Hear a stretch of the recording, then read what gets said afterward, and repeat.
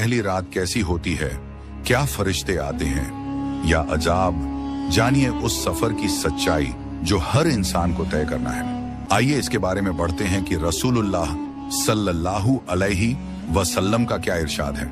मोमिन की रूह का सफर। एक रिवायत का खुलासा यह है कि रसूल अल्लाह सल्लल्लाहु अलैहि वसल्लम ने फरमाया कि जब मोमिन दुनिया से इंतकाल करता है और आखिरत का सफर करने को होता है तो उसके पास फरिश्ते नुज़ूल फरमाते हैं। उनके चेहरे हसीन, जमील और सूरज की तरह चमकते हुए होते हैं। उनके पास जन्नती कफन और जन्नत की खुशबू होती है।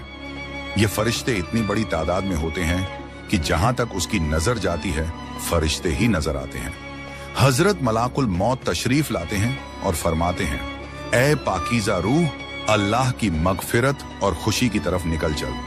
फिर उसकी रूह आसानी से निकल आती है, जैसे पानी मस्कीजे से बहकर निकल आता है। ये फरिश्ते उस रूह को लेकर जन्नती कफन में लपेटते हैं और जन्नती खुशबू से महकाते हैं। जब वह फरिश्ते उसे लेकर आसमान की तरफ परवाज करते हैं तो जिस भी जमात से गुजरते हैं वहां के फरिश्ते कहते हैं, वाह कैसी पाकीज़ा रूह है, कैसी खुशनसीब है। हर आसमान के फरिश्ते उसे दूसरे आसमान तक पहुंचाते हैं, यहां तक कि वह 7वें आसमान तक पहुंच जाती है। वहां अल्लाह ताला फरमाते हैं, मेरे इस नेक बंदे का नाम इल्लियीन में लिख दो और इसे वापस जमीन पर लौटा दो। वहीं से इसे कयामत के दिन उठाया जाएगा। फिर यह रूह वापस जमीन पर आती है और जिस्म में दाखिल कर दी जाती है। इसके बाद 2 फरिश्ते मुनकर और नकीर आते हैं और कब्र में उसे बिठाकर सवाल करते हैं, तेरा रब कौन है, तेरा दीन क्या है। मोहम्मद मुस्तफा सल्लल्लाहु अलैहि वसल्लम कौन है। जब वह मोमिन इन सवालों का सही जवाब देता है तो फरिश्ते कहते हैं, बेशक तूने सही कहा।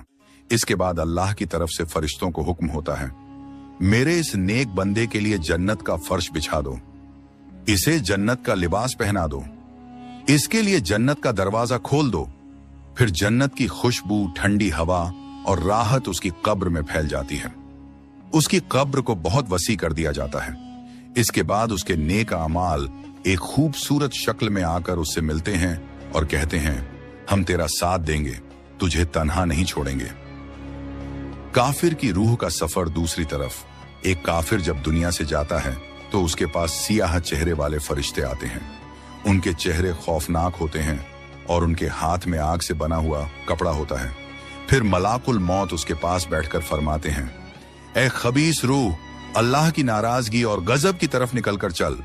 यह सुनकर उसकी रूह बदन में छिपने की कोशिश करती है, लेकिन फरिश्ते सख्ती से उसकी रूह को खींचकर निकालते हैं, जैसे कांटेदार झाड़ी में कोई गीला कपड़ा फंस जाए और खींचने पर धज्जियां उड़ जाएं। फिर फरिश्ते उसकी रूह को टाट में लपेटकर आसमान की तरफ ले जाते हैं। जब वे आसमान का दरवाजा खुलवाना चाहते हैं तो फरिश्ते दरवाजा खोलने से इनकार कर देते हैं। फिर अल्लाह ताला हुक्म फरमाते हैं, इसका नाम सिज्जीन में लिख दो और इसे जमीन पर वापस फेंक दो। फिर उसकी रूह जमीन पर फेंक दी जाती है और उसके जिस्म में दाखिल कर दी जाती है। मुनकर और नकीर आते हैं और सवाल करते हैं, तेरा रब कौन है, तेरा दीन क्या है। मोहम्मद मुस्तफा सल्लल्लाहु अलैहि वसल्लम कौन है। वह जवाब में कहता है, मुझे नहीं पता। फिर अल्लाह ताला हुक्म फरमाते हैं, इसके लिए जहन्नम का बिस्तर बिछा दो, इसके लिए जहन्नम का दरवाजा खोल दो। दरवाजा खुलते ही जहन्नम की आग की लपटें कब्र में फैल जाती हैं। फिर कब्र उसे इतनी जोर से दबाती है कि उसकी पसलियां एक दूसरे में घुस जाती हैं। इसके बाद उसके गुनाह उसकी बदशक्ल शक्ल में आकर उसे डराते हैं। फिर उसे कयामत तक के लिए सख्त अजाब में डाल दिया जाता है। आखिरत की तैयारी करें। रसूल अल्लाह सल्लल्लाहु अलैहि वसल्लम ने फरमाया, कब्र या तो जन्नत के बागों में से एक बाग होती है या जहन्नम के गढ़ों में से एक गढ़। हजरत उमर रजी अल्लाहु अन्हु से पूछा गया कि मरने के बाद उनका क्या हाल होगा, तो उन्होंने जवाब दिया, अगर मेरी अक्ल मेरे साथ होगी तो मुझे कोई डर नहीं। दोस्तों, ये दुनिया धोखे का घर है।